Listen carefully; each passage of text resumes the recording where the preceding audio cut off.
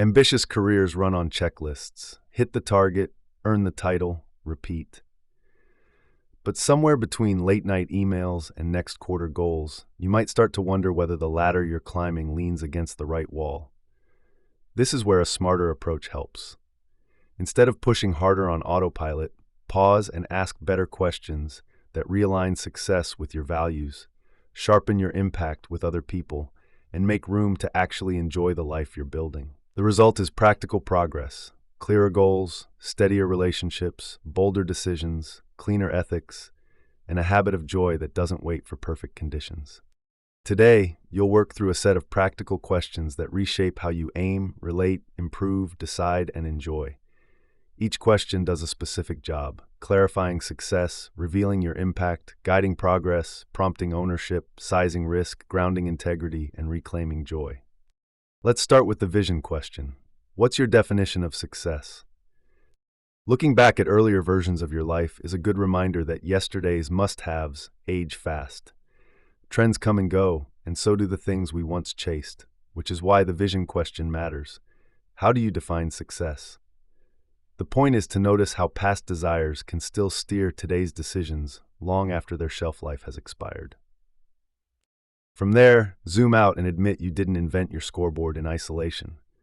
Family background, community norms, identity, industry standards, and the attention economy all push strong expectations. They create default targets that feel natural because they're everywhere. When those defaults go unchallenged, you can work hard, hit milestones, and still feel strangely off because you were playing by someone else's rules. Try to build an internal definition of success that's specific enough to guide choices.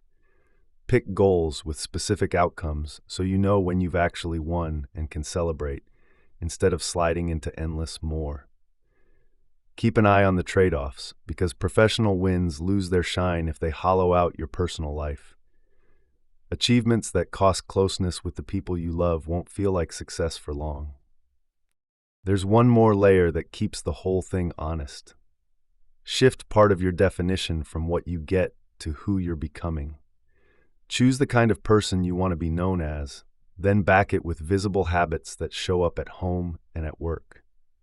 When you anchor outcomes to character, your targets support your relationships rather than compete with them.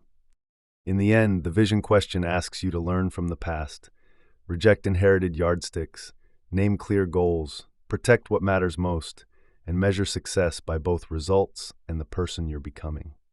Do you have a coworker who clogs inboxes with reply-all threads, hijacks meetings with tangents, and misses cues when the room is done? That isn't helpful communication. It's poor judgment about audience, time, tone, and impact. This is when the self-awareness question comes in. How do people actually experience you day to day when they're on the receiving end of your behavior? Most of us overrate how aware we are, and the more certain we feel, the more likely we're missing something. A big reason is the private narrative we run that casts us as the hero and everyone else as the obstacle. That habit turns other people into the problem when the real work sits with our own patterns. Owning that fact opens the door to actual growth. Self-awareness has two parts. Internal awareness is being able to name your values, motives, emotions, triggers, strengths, and weaknesses. External awareness is understanding how those same things land with other people. These skills don't automatically come as a pair. You can be reflective and still oblivious to your effect, or read the room well and still be unanchored inside. To overcome this, treat awareness like fitness, ongoing and practical. Reflect on your roles and contexts, and imagine the real experience of being on the receiving end of your emails, meeting style, parenting, and tone at home after work. Watch small signals like body language and timing, because those shape how people feel around you. Then ask someone else. Choose candid voices at work and at home. Invite what's good and what's hard about you. Listen without defense, and turn the themes into specific start, stop, and continue behaviors. Try this today. Write down what you think it's like to be around you at home and work, then verify with one trusted person in each place. The self-awareness question is a commitment to replace flattering stories with accurate ones that reflect how others actually experience you. World-class competitor Michael Jordan has said his daily contest was with his own potential, not with other players. That spirit frames the self-improvement question. How can you get better? It shifts success from chasing the title of greatest to making steady gains you can control, which matters as much in relationships as it does in your career. Aiming to be the best sounds inspiring, but leaves most people discouraged because wins at high altitude are rare. Progress is a healthier target. Move from awareness to action by turning what you know about yourself into small, visible upgrades. Keep attention on what you can influence today.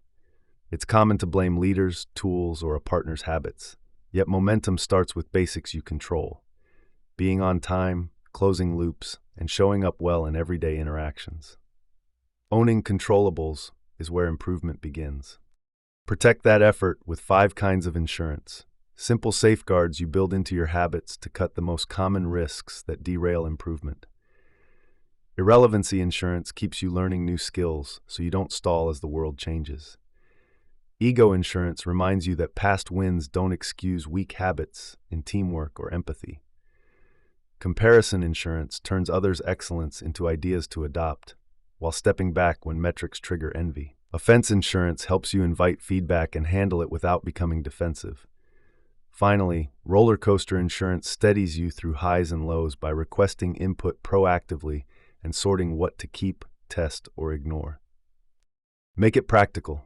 Write one specific upgrade for work and one for home this month. Text 3 to 5 trusted people the exact question, how can I get better? Take notes as they answer and agree on one thing to start, one to stop, and one to continue.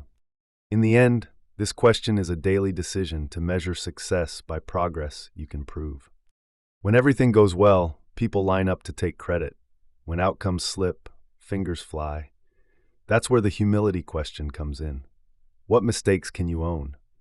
The starting point is accepting that you're the common thread in every conflict and rift, which means there's almost always something you can take responsibility for. Humility begins with a mental shift toward intellectual humility. Enter hard conversations willing to say you could be wrong. Our culture rewards certainty, and our brains chase confirming evidence, so error feels threatening. That stance quietly damages teams, families, and friendships because many situations allow more than one valid point, and winning an argument can cost a relationship. Adopting a modest posture opens space for perspective, reduces defensiveness, and makes real ownership possible. Ownership works best when it's quick, specific, and repair-oriented. Don't wait for resentment to harden. Name exactly what you missed, apologize without hedging, and state how you'll prevent a repeat. Assume your share is larger than it feels. Start with one person you likely owe rather than broadcasting generic apologies. Expect unevenness. Sometimes you'll own your part and others won't.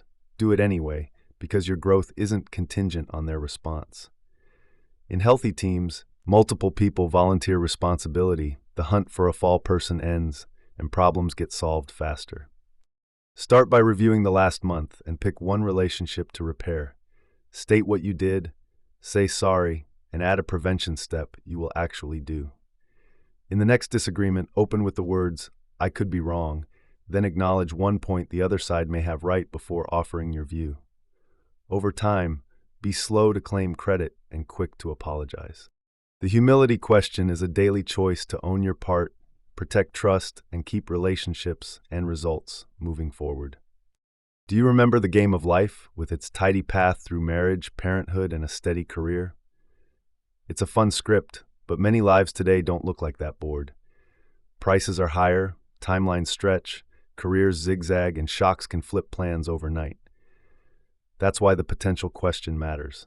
What risk do you need to take to move forward when the old guarantees are gone? The years of the pandemic showed that waiting things out is a gamble too.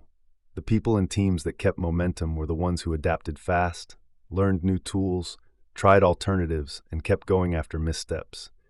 Change fatigue is real, and yet change keeps coming, so treat risk like a disciplined practice rather than a once-a-decade leap. Start by challenging the reflex of we don't do that here, or that's not me. Habit lines keep you in yesterday's playbook, while today rewards legal, values-aligned experimentation. Every option carries trade-offs, which means inaction has a cost. So compare the risks of action with the risks of inaction, and pick the move that expands your options. Make risk workable with 3 habits. Stay a student of the future by learning skills outside your lane and pivoting when the evidence points to a better channel. Match experiments to your resources and season so you can sustain them, and take the smallest viable step.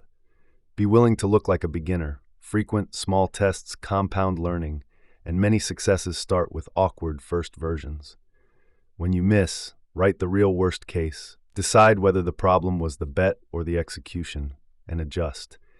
Keep taking chances on people, including second chances, because many careers exist thanks to someone who did. Try one new skill this week. Run one modest, reversible experiment at work, and back one person's next move. The potential question is a decision to meet constant change with calculated courage. Working from home made it easy to keep your status light on and binge a show or sneak a job interview during paid hours and assume no one will notice. But you should be asking the integrity question. What's the right thing to do? The real test isn't whether you can get away with a shortcut, it's whether your choices build trust with those who count on you.